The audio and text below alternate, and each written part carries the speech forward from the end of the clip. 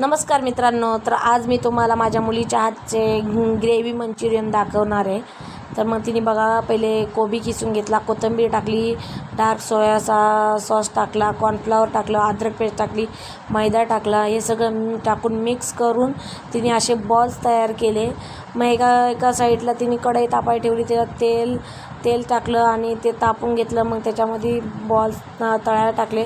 मग एका साईडला तिने वाटीमध्ये dark sauce, chilli sauce, tomato sauce हे टाकून सगळं मिक्स करून घेतलं एका वाटीमध्ये. आणि नंतर दुसऱ्या वाटीमध्ये 2 चम्मच कॉर्नफ्लॉवर टाकून तिने मिक्स केलं पाणी टाकून. आणि नंतर ते मंचुरियन फ्राय केले. मग एका टोपामध्ये तेल टाकून लसूण, मिरची, कांदा, शिमला मिरची पाणी टाकून तिने सगळं उकळून घेतलं. मग त्याच्यामध्ये कॉर्नफ्लॉवर टाकलं आणि मिक्स केलं. झालं रेडी, या खा.